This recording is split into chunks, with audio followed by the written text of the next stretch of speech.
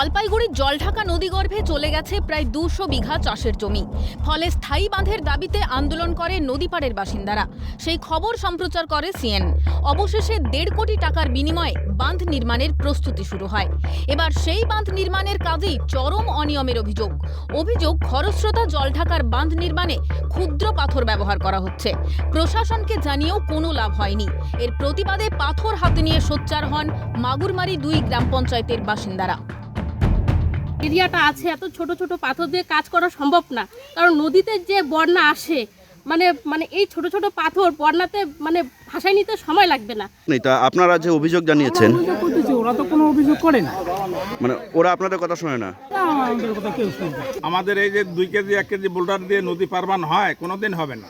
হ্যাঁ, প্রতিবার বর্ষা আসলে কি পরিস্থিতি হয় গ্রামে? বর্ষা আসলে পরে তো আমরা যে বোল্ডার নিয়ে আসছে ওই কাজ হওয়া না হওয়া ভালো।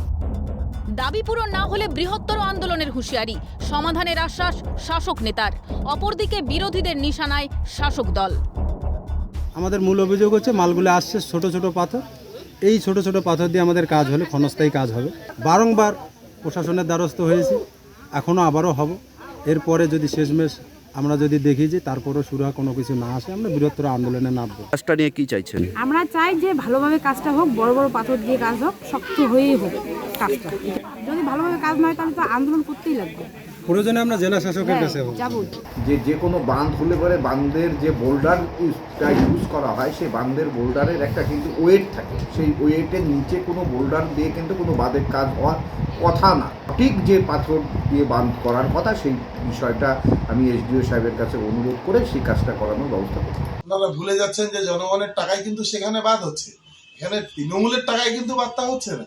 তাই ওনারা কাটমানিতে মেতে উঠেছেন, প্রধান সহযোগিতা করছেন না। সাধারণ বাসিন্দারা বলছেন কেনই বা করবেন, কারণ তৃণমূলের শেষে শুরু হয়ে গিয়েছে, তাই লুটে পুটে খাওয়ার জন্য ওনারা মেতে উঠেছেন। বাঁধ নির্মাণের দাবিতে আন্দোলন করেও মেলেনি শান্তির ঘুম। বাঁধ নির্মাণে প্রয়োজনের তুলনায় ছোট পাথর ব্যবহারে সেই বাঁধ ক্ষণস্থায়ী। ফলে ফের নদীগর্ভে চলে যেতে পারে চাষের জমি সহ বাড়িঘর।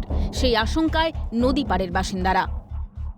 যার নিয়ম রয়েছে সেই নিয়ম মেনে কাজ হোক, সেই দাবিতে সোচ্চার গ্রামবাসী। জলপাইগুড়ি ধূপগুড়ি থেকে ঝিলাম দেব, ক্যালকাটা নিউজ।